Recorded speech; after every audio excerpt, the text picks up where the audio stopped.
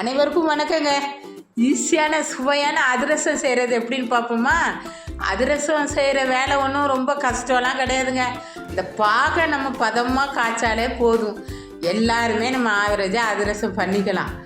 அதனால் ஃபஸ்ட்டு என்னென்ன தேவைங்கிறத நான் சொல்லிடுறேன். பச்சரிசி, வெல்லம், ஏலக்காய், கொஞ்சம் சுக்கு, தரமான எண்ணெய் இருந்தாலே போதும். நாமளே ஈஸியாக அதிரசம் சுட்டுக்கலாம். ரேஷன் பச்சரிசியாக இருந்தால் கூட போதும். நல்லா கழனி எல்லாம் போய் சுத்தமாக வடிகட்டி எடுத்தாலே போதும். நான் 2 கிலோ எடுத்திருக்கேன். அதனால் 2 கிலோ அரிசிக்கு 1,5 கிலோ வெல்லம் எடுத்திருக்கேன். 1 கிலோ பச்சரிசிக்கு 3/4 கிலோ வெல்லம் போதுமானது. ஏன்னா அளவு கூடவும் கூடாது, குறையவும் கூடாது, அதிரசம் நல்லா வராது. அதனால் 3/4 கிலோ வெல்லம் போதுமானது. 2 கிலோ பச்சரிசிக்கு 1,5 கிலோ வெல்லம் போதும். ஃபஸ்ட்டு இப்படி தூள் பண்ணிக்கோங்க. உடைச்சிங்கன்னா உங்களுக்கு கஷ்டமாக இருக்கும். இப்போ நம்ம கேரட் துருவுறதுல நம்ம துருவி எடுத்து வச்சுக்கிட்டோம். சரியா? நான் எடுத்து வச்சு காமிச்சிட்டேன் பாருங்கள். எடுத்து வச்சுட்டு ஒரு 1/4 கிளாஸ் தண்ணி, ஒரு பாத்திரத்தை அடுப்பில் காய வச்சுக்கோங்க. 1/4 கிளாஸ் தண்ணி போதும். அதுக்கு மேலே நீங்கள் தண்ணி ஊற்ற தேவையில்லை. ஏன்னா வெல்லம் இலக ஆரம்பிச்சிரும். அதனால் நம்மளுக்கு போதும். இந்த 1/4 கிளாஸ் தண்ணி கூட நம்ம வெல்லத்தை போட்டுக்கலாம். பாகு பதம் ரொம்ப முக்கியங்க. பாகு சரியாக காய்ச்சோம்னா யார் வேணாலும் நம்ம அதிரசம் சுடலாம். நல்லா அழகாக கிண்டி நம்ம எடுக்கணுங்க.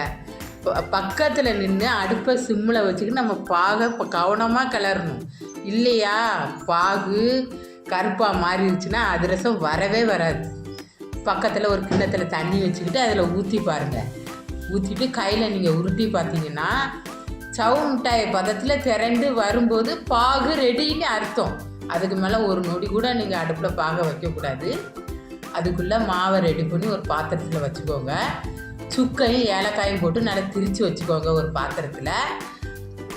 நம்ம சூடாக இருக்கும்போதே பாகை உள்ளே ஊற்றிடணும். ஏன்னா ஆறிச்சுன்னா பாகு உறைஞ்சிரும். கொஞ்சம் கருப்பு எள்ளு, வெள்ளை எள்ளு கூட போடலாம். நான் கருப்பு எள்ளு பார்த்தா பார்க்க அழகாக இருக்கும். அதனால் நான் கருப்பு எள்ளு போடுறேன். சுக்குத்தூள், ஏலக்காய் எல்லாத்தையும் போட்டு பாகை பொறுமையாக ஊற்றணும்.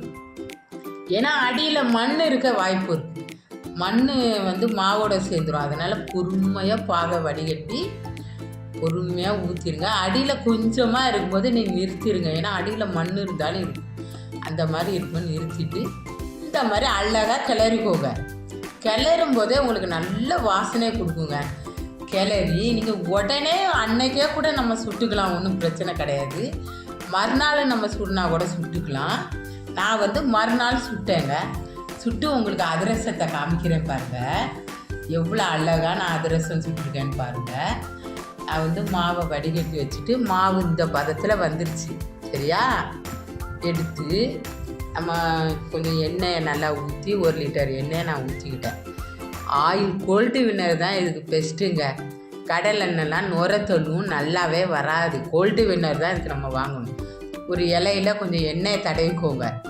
எடுத்து இப்படி தப்பி ஓட்டை போட்டுக்கோங்க. ஏன்னா ஓட்டை போட்டால் பார்க்கவும் அழகாக இருக்கும், எண்ணெயும் நிறையா குடிக்காது. நம்ம ஓட்டை எல்லாமே நம்ம செஞ்சுக்கலாம், அதுவும் நல்லா தான் இருக்கும். நான் ஓட்டை போட்டுக்கேன் பாருங்கள். போடுறேன் பாருங்கள். எண்ணெயில் எவ்வளோ அழகாக அதிரசம் பொரியுதுன்னு பாருங்கள். இதுக்கு போய் நம்ம கடையில் போய் வாங்கிக்கிட்டு வீணாக காசு செலவு பண்ணிக்கிட்டு தரமான எண்ணெயில் போட்டிருக்காங்கன்னு கூட நம்மளுக்கு தெரிய போகிறது இல்லை. நம்ம வீட்டில் சுத்தமாக சுகாதாரமாக சுவையாக செஞ்சு நம்ம பிள்ளைங்களுக்கு கொடுங்க, நம்ம குடும்பத்தாருக்கு கொடுங்க. நன்றி, வணக்கம்.